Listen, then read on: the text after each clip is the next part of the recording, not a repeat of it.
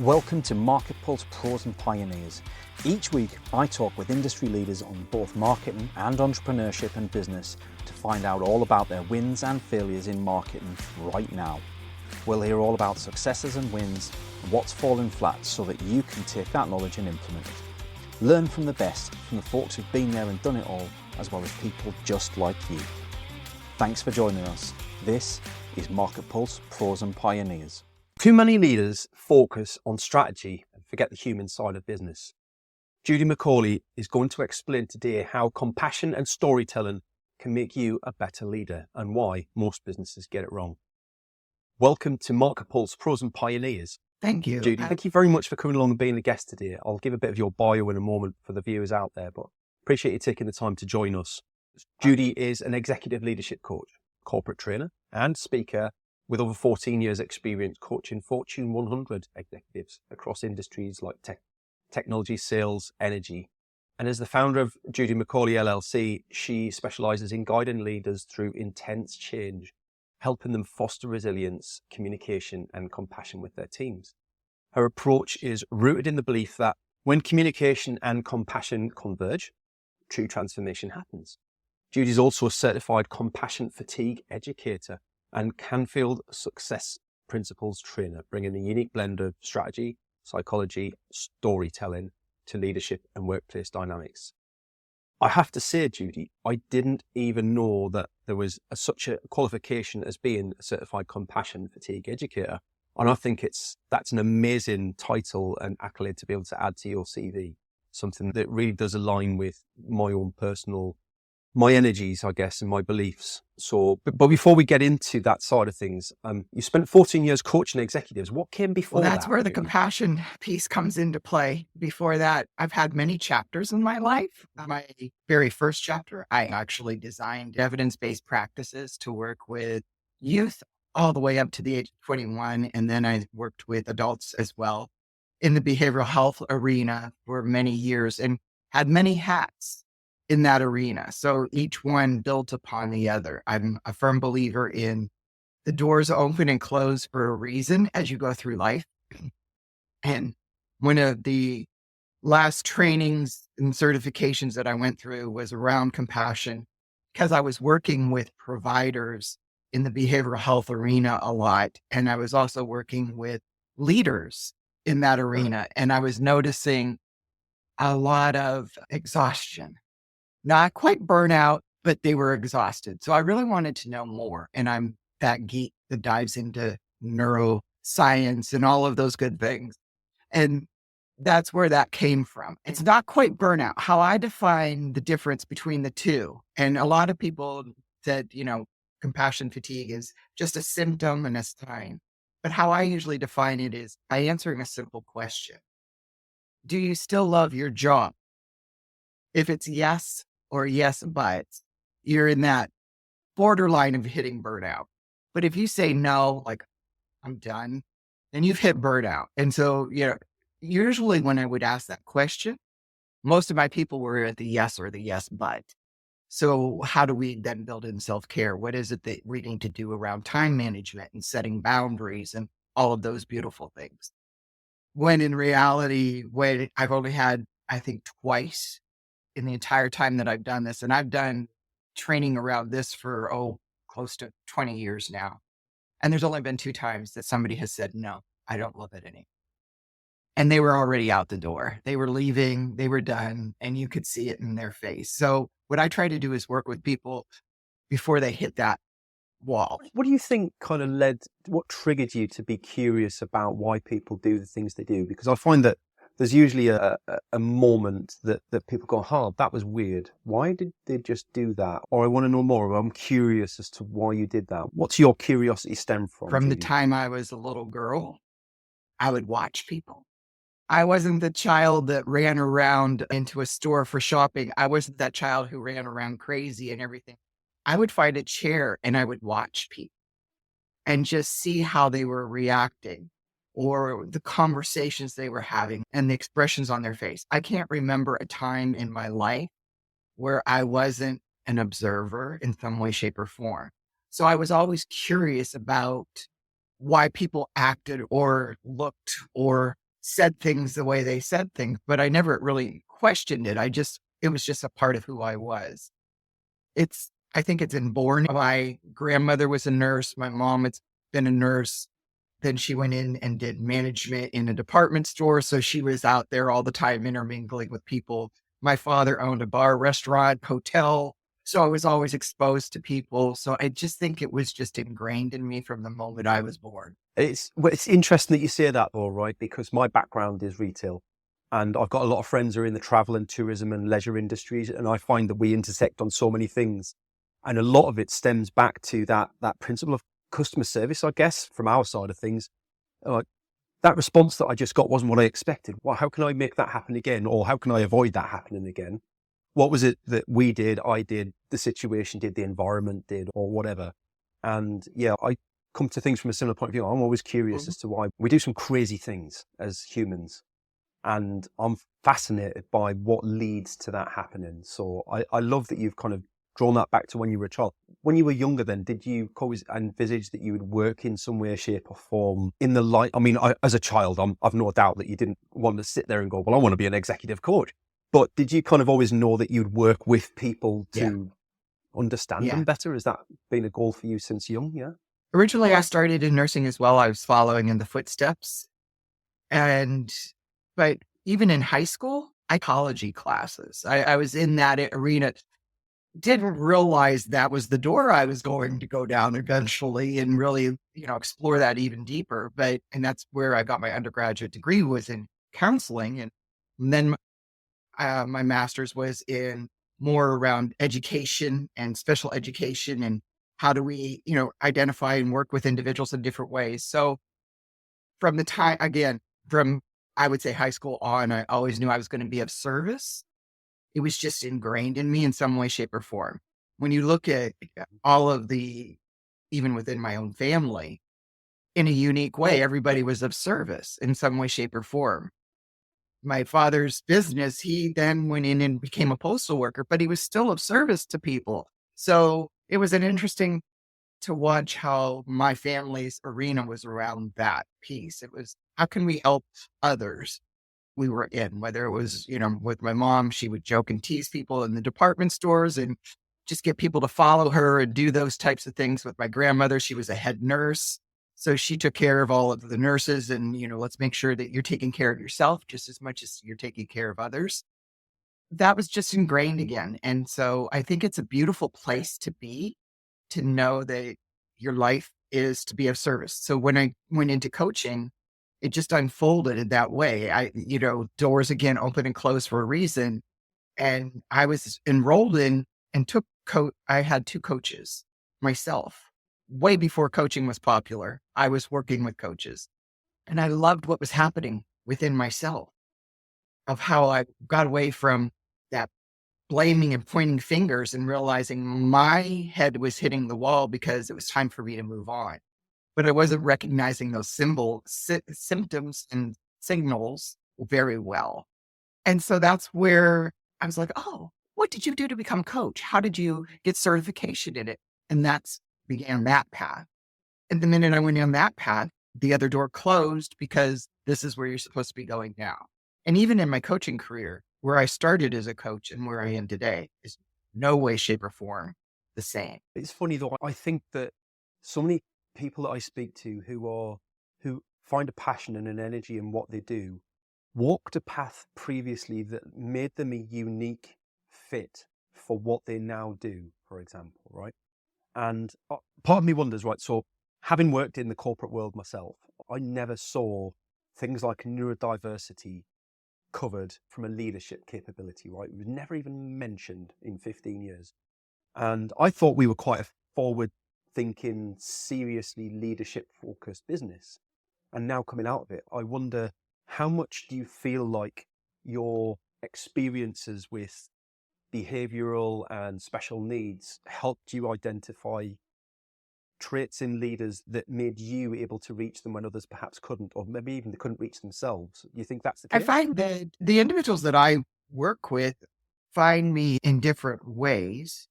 Of the individuals I work with, there's common themes no matter where you go. And it's time management, it's setting boundaries, delegation. It's the myth around I have to control.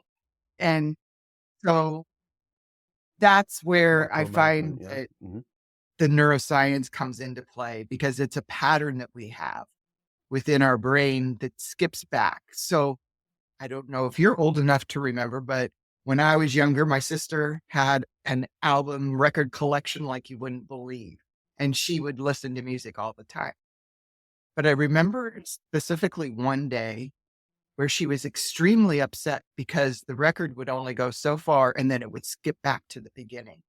And she was so frustrated with that. And she was 7 years older than me. So she was just like ready to throw this record across the room. My dad saw what was happening, and he came over and he simply put a penny on the needle to help it get through that groove so that it continued to play. So when I think of neuroscience and I think of coaching, I'm that penny on the needle for individuals sometimes. I just help them see that we don't have to go back here. We can actually continue to move forward on play the rest of the song out. And that's my role, is to just be that penny on the needle. I love that analogy. I love it when people have found a story that means something to them that really does help convey their value to other people. I think that's a beautiful story. And thank you very much for sharing that with us, because I'm sure there are people out there, a lot of my audience are also coaches of some sort. And I'm sure that we're all kind of searching for that simple way to describe what we do. It's not easy. So I guess, what was the turning point when you moved from being an employee in business to starting your own business? What made you kind of leave the corporate world and go out on your own?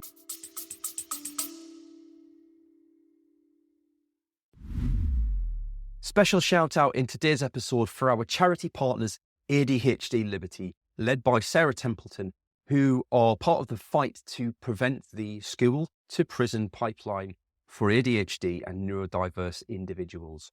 If you'd like to find out more, you can visit them. The show links are in the notes below, and I would encourage you to go along and have a look and educate yourself on their fight.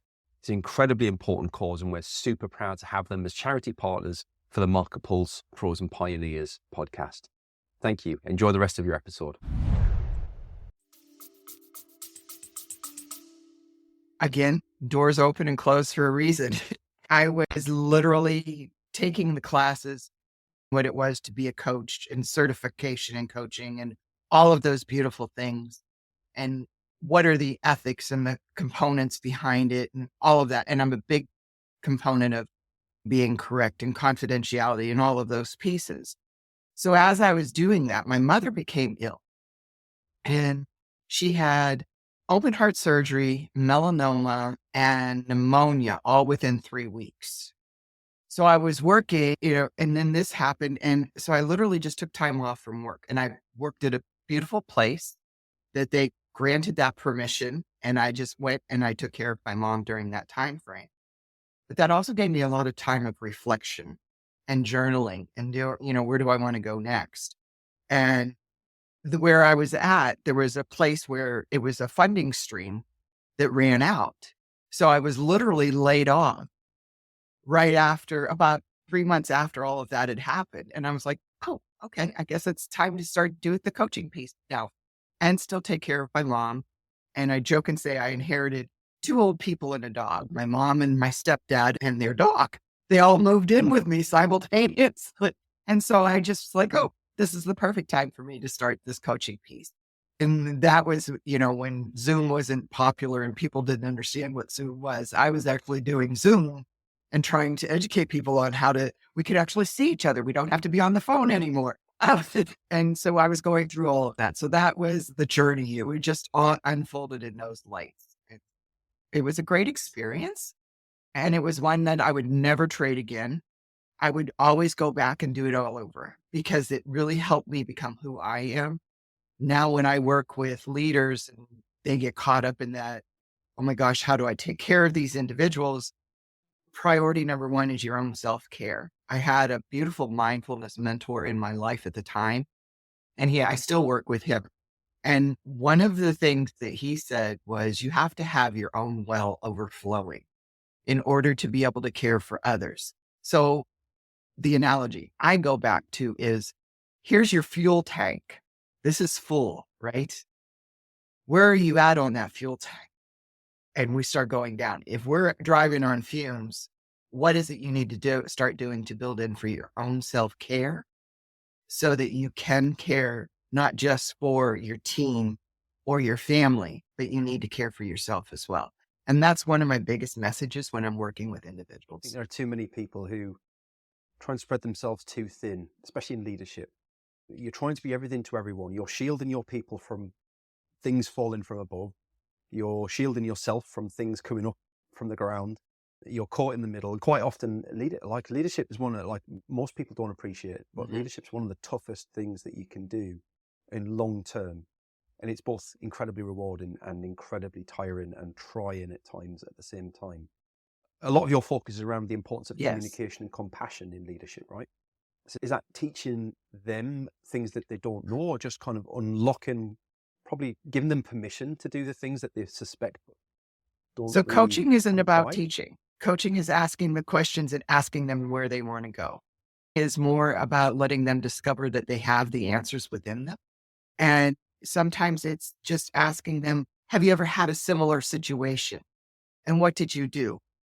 And learning, oh, yeah, wait a minute. If I do some reflection, I've had a similar situation. Let me take that tool out, dust it off, sand it off, reshape it a little bit so that I can reuse it in this way. In my time, it's around difficult conversations because they have to give them feedback. So I always ask the question, how did you learn yourself? You learn by making mistakes. You learn by sometimes epic fails. And part of a leader is having the compassion, but not going down the rabbit hole of empathy and sympathy too far, and adding an action step of, that's an interesting problem. What would you like to do about it?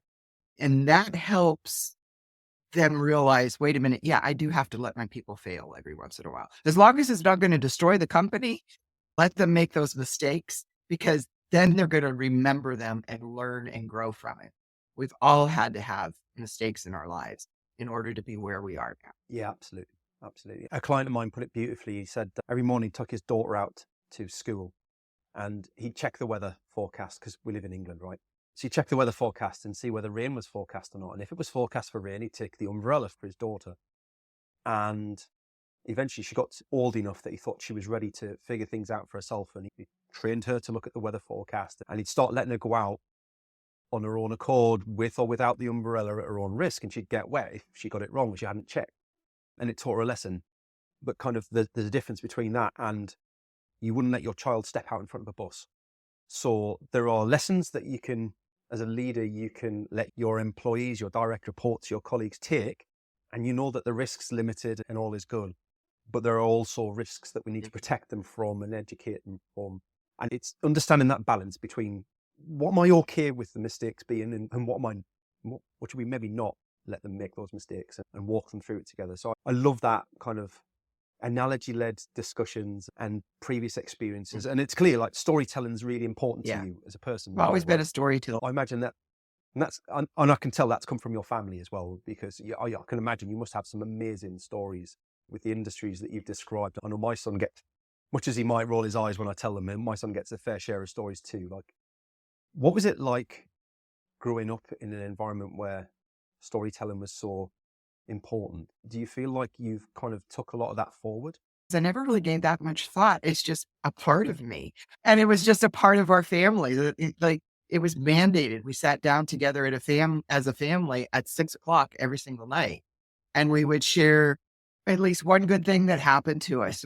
So even before, the science of gratitude was out there and all those studies that were out, my family was doing it and we didn't even realize that we were doing it. And as I went into those arenas and I was like, oh, you mean everybody doesn't do that? What do you mean? That's so unusual. We always shared stories and we always had laughter at the dinner table. I mean, there were serious moments, of course, in our lives, but that moment was always we're going to talk about something fun. We're going to talk about something good. We're not going to reflect on drama or chaos or any of that. That was for another time. Dinner time was storytelling, and you're not going to believe what happened to me today. And we would have literally 30 minutes of just sitting there eating and talking. And everybody would get up and do their own thing and go back into whatever it was they needed to do. So oddly enough, I just always felt it was what everybody was supposed to do. That leads nicely into a conversation around personal brand, because when I say personal brand to a lot of people, they roll their eyes and assume I'm talking about social media, because for a lot of the time that is exactly what I'm talking about. But personal brand goes way beyond that, especially for executive leaders within a business, because it's how people talk about you when you're not there, right? It's not just your impact on social media, it's how the world perceives you and treats you. And what's your advice at a very high level? I appreciate we've only got kind of 10 minutes or so left, but what's your advice to executive leaders around their own personal brand within the workspace? Leadership in our past world was around industrial thinking. So that was where everybody was at. And that was the old that are still out there. And there's nothing wrong with that. It got the job done. It got where we were. Today's world, it is more about compassionate leadership. And compassionate leadership is simply empathy plus action. So when you're working with individuals as a leader, it's more about diving into and coaching, using coaching skills with them and using mentoring skills with them and helping them and empowering them. It's not walking in and being that old micromanager who told you what to do, how to do it, and when to do it by, because that doesn't apply in today's world in any way, shape, or form. No matter what industry you're in, you have to have that compassionate piece. That's why when I talk to people and I say my tagline is communication plus compassion equals change for today's world and workforce. Those are the components that I work with a lot around individuals and leaders. Is what is it when you think about compassion? Why do you roll your eyes all of a sudden? What does that mean for you? Well, let's redefine and look what is really compassion. It's an act of kindness. It's a simple way of saying, good job. I actually did a leadership training probably about 6-7 years ago now within an industry of men, and only 2 women were in the room. And I asked the question, when was the last time you said thank you for something? And I had one of those older individuals that was like, oh, they should know they're doing a good job. And I simply said, why is that? Are they psychic? Have you asked them what they need from you for recognition, appreciation, or what motivates them as an individual? Because you can't motivate them. That has to come internally from them. Once I asked him that question, I was like, seriously, when was the last time you said thank you to anybody? He came back 2 weeks later in the next class in training that we were doing. And I wasn't working with him as a coach. It was just as a trainer. And he said, I said thank you to somebody and they almost fell over.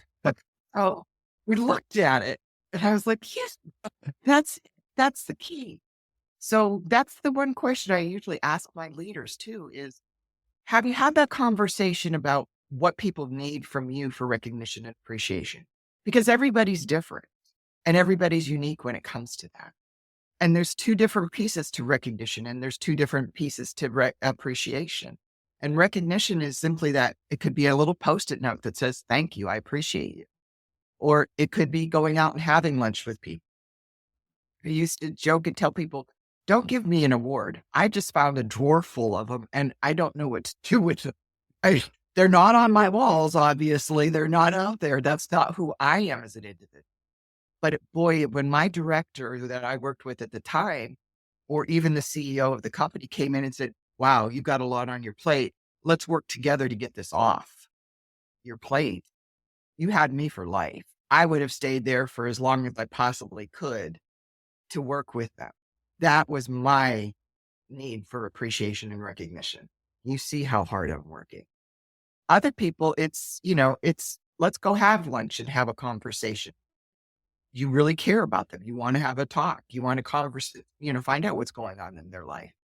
That's what I ask individuals is, when was the last time you asked your people, how do you want communication? Do you want text? Do you want emails? What is it that works best for you? Some people still like the phone, oddly enough. So that's 1. 2, what is it they need from you for recognition and appreciation? That helps motivate them then internally. And you'll have individuals that work with you. Being transparent doesn't mean that you have to tell them all the ins and outs. It simply means I'm human and let's work together. Do you find that worked with a leader and they've started to transform the way that they work with their employees and within their business, that then reflects on the outside as well? So obviously I look at everything from a marketing perspective and from an outside in perspective.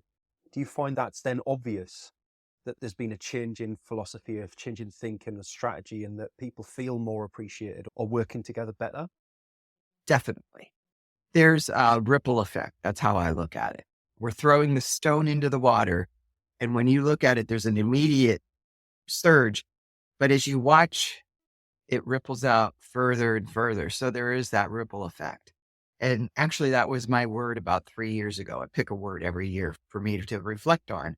And that was my word 3 years ago. And it was interesting to watch the ripple effect of coaching individuals. Then when they're working with individuals, what happens within their teams? It's a great thing to see happen when you're working with a leader of a team and then you actually work with their team as well. There's that even bigger ripple effect that you have. I think one of the best examples I can give you is I was working with a gentleman and he was a manager at his company. He was also a personal trainer and he was also a dad. And that's how he came to me. He was very segmented. And I always tell people I deal with you as a whole person. I've never met a piece of a pie. There is not a segment to you. You are a whole person. So when we worked together, he was struggling with a piece of his work, not his personal training side. And he was like, I'm just really struggling with this. And I said, let me stop and ask you, if you were working with somebody as a personal trainer, what would you do in that situation? Well, I did that. Oh, and you literally saw the dots getting connected. And he was like, I could do that with this individual. I said, 100%, let's try it. So that was his beautiful part. He literally saw what he did even at home, and then the docs even got even further connected. Project management isn't just at work. Project management, think about it, when you were a child, probably had a chore list in some way, shape, or form. That was the beginning of project management for you. It's a great way of talking about things. Quite often I get people come to me for my day job and they're conflicted because they perhaps run 2 or 3 businesses in various ways, like various levels of involvement. Plus, like you say, they've got their own personal personality. I'm a dad, I'm a husband, I'm a wife, whatever. And they're struggling to, how do I represent all of these brands through one social media account? And my honest answer back to them is always just be yourself. Like, be the expert that you are and trust that people will find who you are. They'll align with you. They'll match your energy levels. And they themselves will become curious and find the parts of your businesses that they need to find as a result of you being your central self. Not trying to be founder of this company one day and then founder of that company the next and then dad on the weekends. We're just ourselves. That's all any of us can ever be. So I love, from your perspective, it matches with the way that you're working with your clients from the inside as well, because like I said, personal brand extends way beyond social media. It's not a social media concept or a construct. It is, yes, we all have a personal brand, whether we like it or not. And how we are perceived when we're not in the room, me by my son, some days by clients, other days work colleagues, partners, whoever.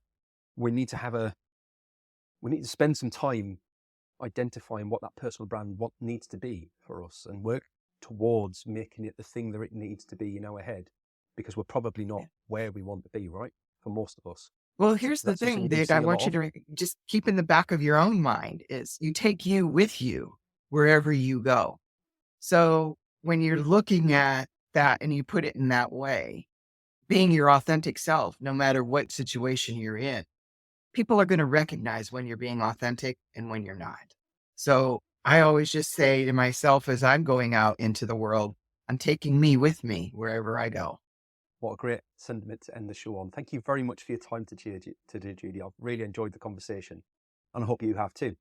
People watching along at home or listening along, if you're on audio, thank you very much for giving your time today to join us for today's episode. I'm sure you've also enjoyed it. Judy, if people want to reach out, perhaps you've hit some notes with some people out there who might want to find out a bit more about your work, how they can maybe work with you. They go to my website, which is just my name, judymicale.com, or they can connect with me on LinkedIn. It's a beautiful place to connect on. And I'll make sure both those links are in the show notes as well, so nobody has to work hard to find either of those. So thank you very much, Judy. Appreciate your time, and I hope you have a lovely week. Bye-bye. Thanks for joining us for today's show. I hope you enjoyed it. If you'd like to feature on a future show, or you've got some ideas for folks who would make a great guest, please drop us a line. Contact details are in the show notes, and I'd love to hear from you. Your host today was me, Paul Banks, founder at Javelin Content Management. Here at Javelin, we specialise in helping busy business owners just like you to repurpose video content, taking all the stress and tech problems away and turning your long-form video into literally hundreds of pieces of content without breaking the bank. We describe it as getting ideas out of your head, into video and out to your socials. If you want to launch your personal brand, become the vendor of choice for your audience, or maximise your sales revenue impact, we'd love to hear from you. Join us next Wednesday for the next episode, and don't forget to subscribe and give us a review. Our podcast is only possible with your continued support.